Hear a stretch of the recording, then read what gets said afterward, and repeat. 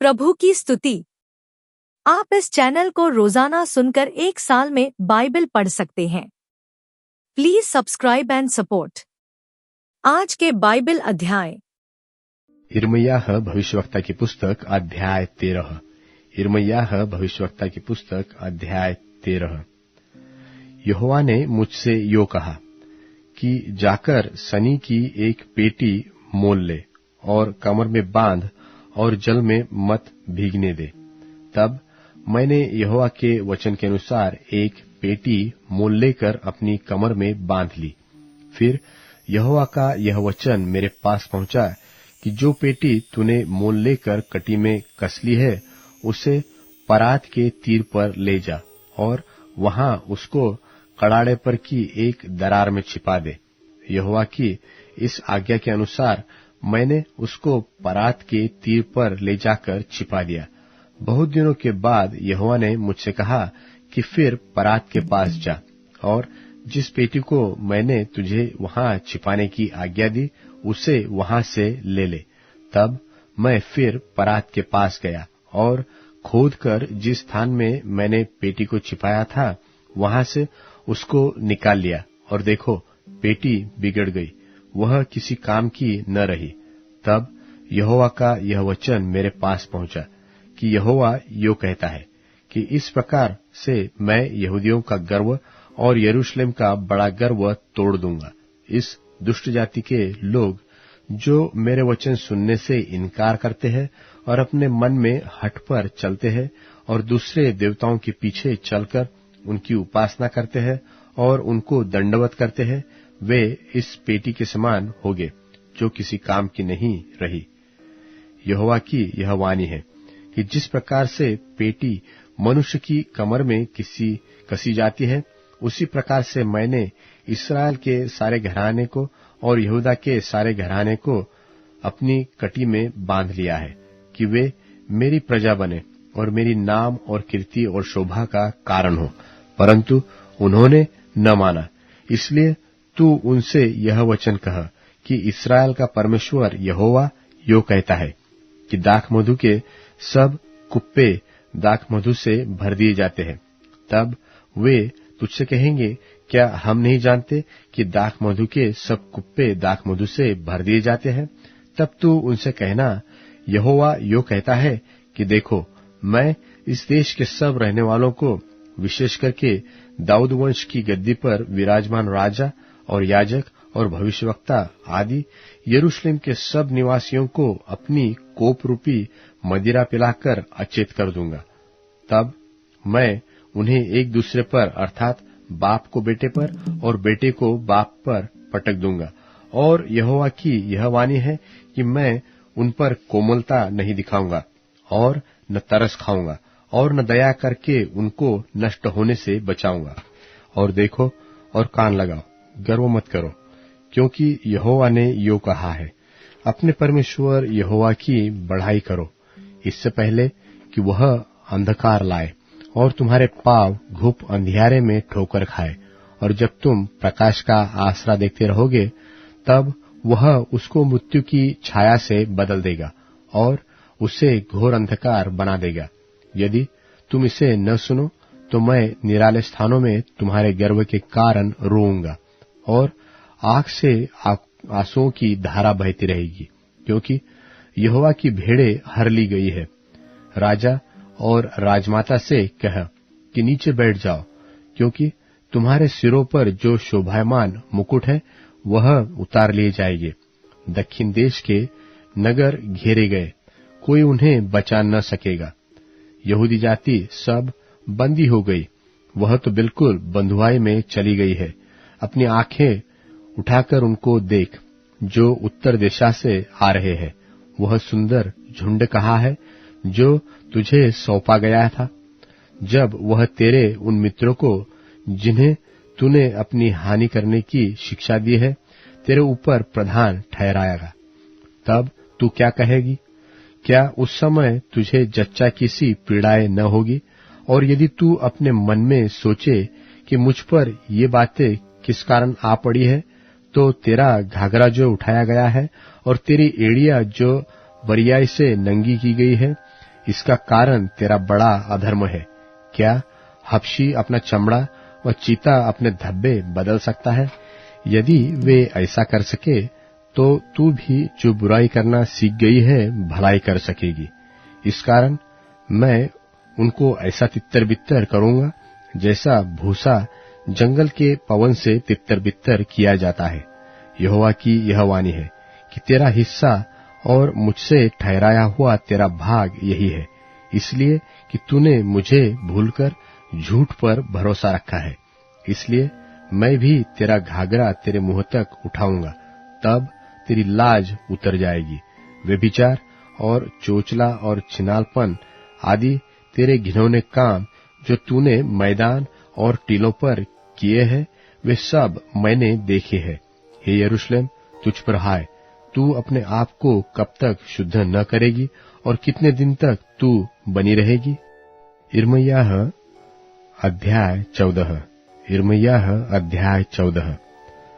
यहोवा का वह वचन जो यिर्मयाह के पास सूखे वर्ष के विषय में पहुंचा कि यहूदा विलाप करता और फाटकों में लोग शोक का पहरावा पहने हुए भूमि पर उदास बैठे हैं, और यरूशलेम की चिल्लाहट आकाश तक पहुंच गई है, और उनके बड़े लोग उनके छोटे लोगों को पानी के लिए भेजते हैं, और वे गड्ढों पर आकर पानी नहीं पाते, इसलिए छूछे बर्तन लिए हुए घर लौट जाते हैं।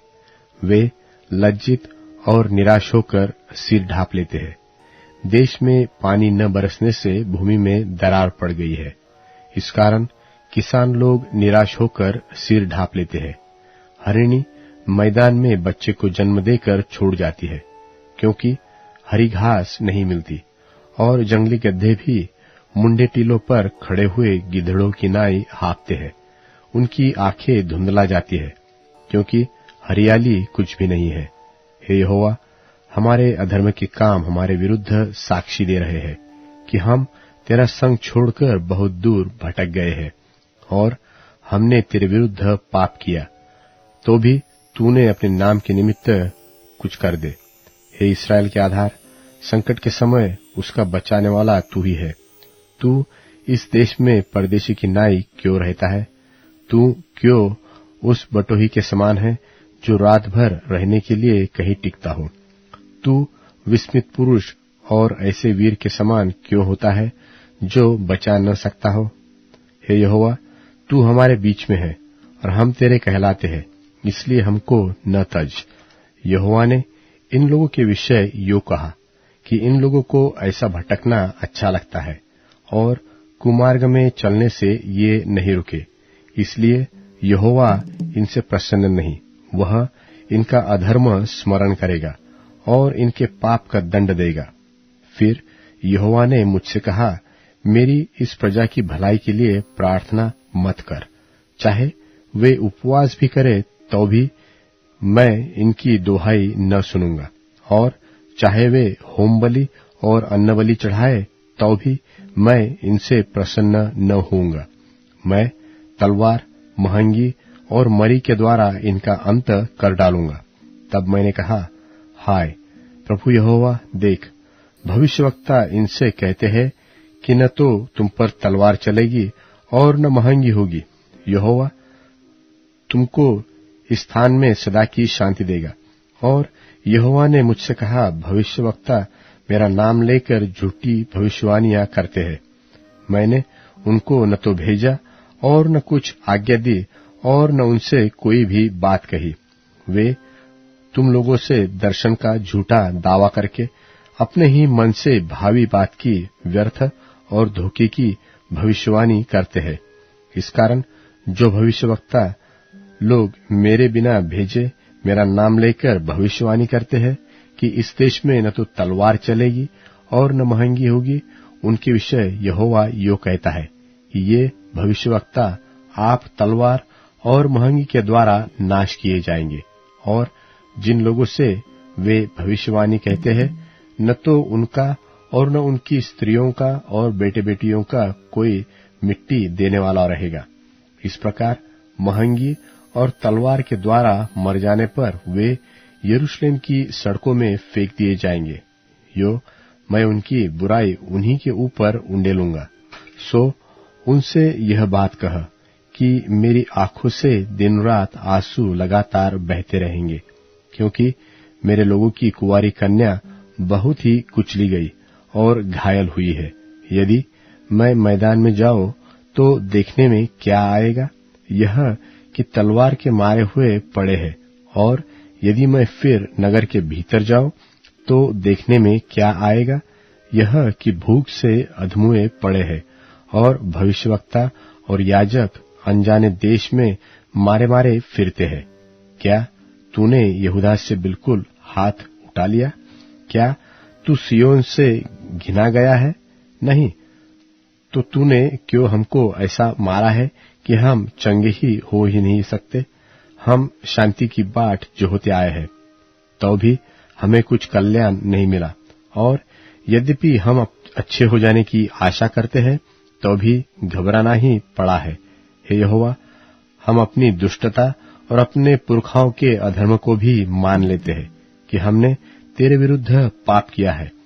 अपने नाम के निमित्त हमारा तिरस्कार न कर और अपने तेजोमय सिंहासन का अपमान न कर। जो वाचा तूने हमारे साथ बांधी है उसे स्मरण कर और उसे न तोड़। क्या अन्य जातियों के मूरतों में से कोई वर्षा कर सकता है? क्या आकाश झड़ियां लगा सकता है? हे हमारे परमेश्वर यहोवा, क्या तू ही इन सब बातों का करने वाला नहीं है? इसलिए हम तेरा ही आसरा देखते हैं, क्योंकि इन सारी वस्तुओं का सृजनहार तू ही है। कुलुसियों के नाम पौलुस प्रेरित की पत्री, 2 अध्याय।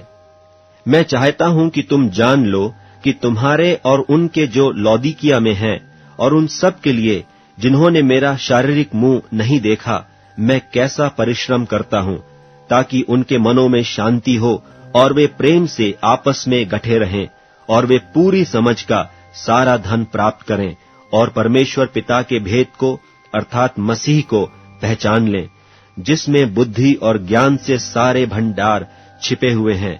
यह मैं इसलिए कहता हूं कि कोई मनुष्य तुम्हें लुभाने वाली बातों से धोखा न दे, क्योंकि मैं यदि शरीर के भाव से तुमसे दूर हूं तो भी आत्मिक भाव से तुम्हारे निकट हूं और तुम्हारे विधि अनुसार चरित्र और तुम्हारे विश्वास की जो मसीह में है दृढ़ता देखकर प्रसन्न होता हूं।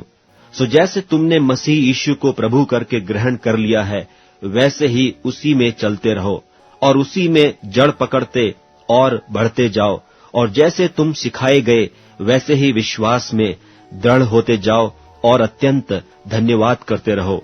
चौकस रहो कि कोई तुम्हें उस तत्व ज्ञान और व्यर्थ धोखे के द्वारा अहेर न कर ले, जो मनुष्यों के परंपराई मत और संसार की आदि शिक्षा के अनुसार है, पर मसीह के अनुसार नहीं, क्योंकि उसमें ईश्वरत्व की सारी परिपूर्णता सदैव वास करती है और तुम उसी में भरपूर हो गए हो, जो सारी प्रधानता और अधिकार का शिरोमणि है।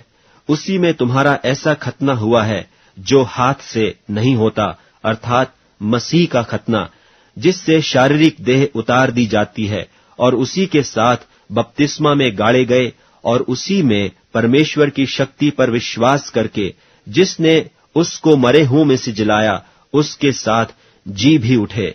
और उसने तुम्हें भी, जो अपने अपराधों और अपने शरीर की खतना रहित दशा में मुर्दा थे, उसके साथ जिलाया और हमारे सब अपराधों को क्षमा किया, और विधियों का वह लेख जो हमारे नाम पर और हमारे विरोध में था, मिटा डाला, और उसको क्रूस पर कीलों से जड़कर सामने से हटा दिया है। और उसने प्रधानताओं और अधिकारों को अपने ऊपर से उतारकर उनका खुल्लम खुल्ला तमाशा बनाया और क्रूस के कारण उन पर जय जयकार की ध्वनि सुनाई। इसलिए खाने पीने या पर्व या नए चांद या सब्तों के विषय में तुम्हारा कोई फैसला न करे, क्योंकि ये सब आने वाली बातों की छाया हैं, पर मूल वस्तुएं मसीह की हैं। कोई मनुष्य दीनता और स्वर्गदूतों की पूजा करके तुम्हें दौड़ के प्रतिफल से वंचित न करे।